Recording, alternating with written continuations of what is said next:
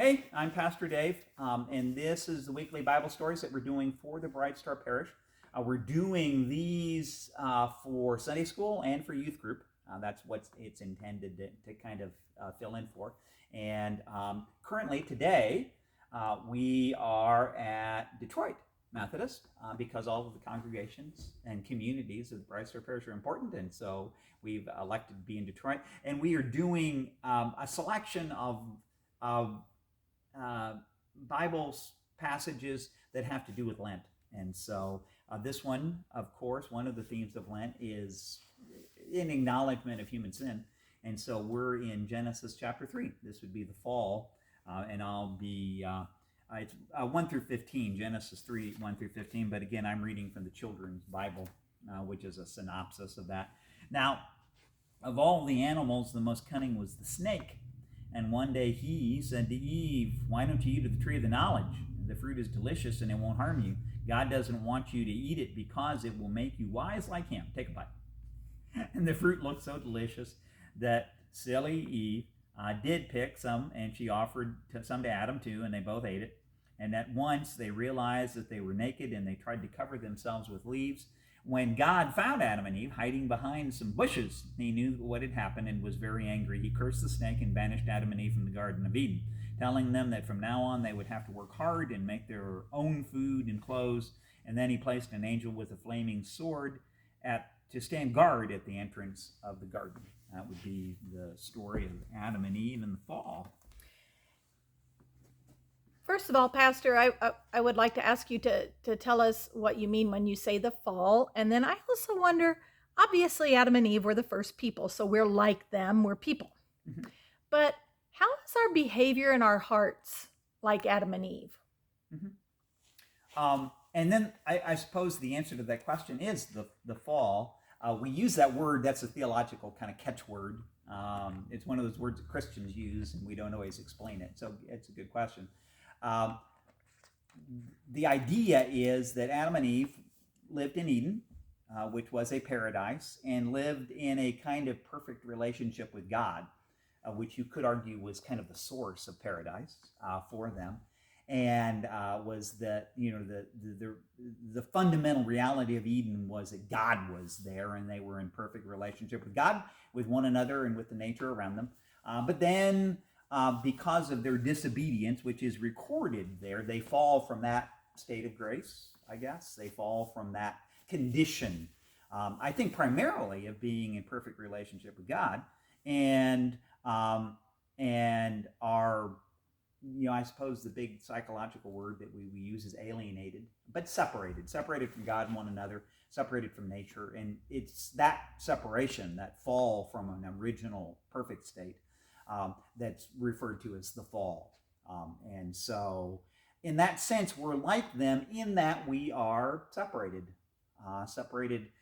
The result of the fall, I guess to recount the story, Satan always promises, the devil always promises what he never gives. And so he promises them that they'll be like God. And so the temptation of the fall, sometimes theologians have argued that the original temptation was to pride, that you'll be like God, you'll be without limitation. We spoke about that actually in the last session that we did about the temptation of Jesus. It could also be the temptation to envy. God is holding out on you. He's got something for himself. He's God, and he's not giving it to you because he didn't want competition.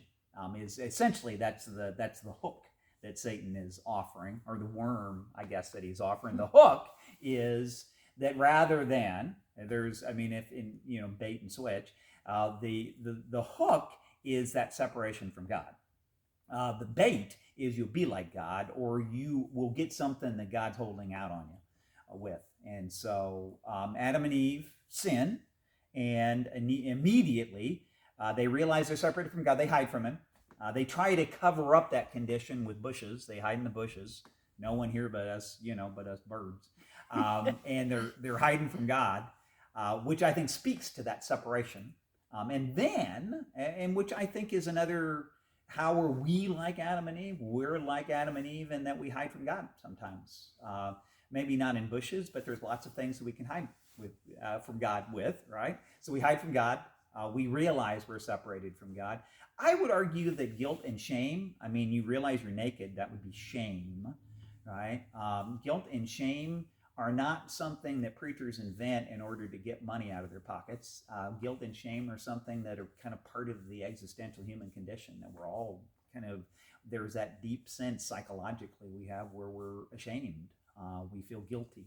And I think that's, again, part of, there's a word that we use sometimes that would be original sin, but that's something that we inherit from Adam and Eve, is that sense of guilt and shame. So we hide from God. And then they blame one another. That would be, Eve says, Adam says it's her fault. Actually, Adam says it's God's fault. It's this woman that you gave me. She's the one who told me to eat this. And then Eve blames the serpent.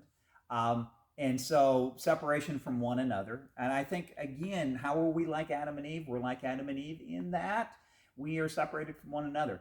That we're always tempted to blame other people for not to take responsibility for ourselves. It's somebody else's fault, no matter who that is. It's mom and dad. It's the president or the vice president, or I don't know, it's the Congress, or it's, name your poison, right? It's whoever else's fault it is.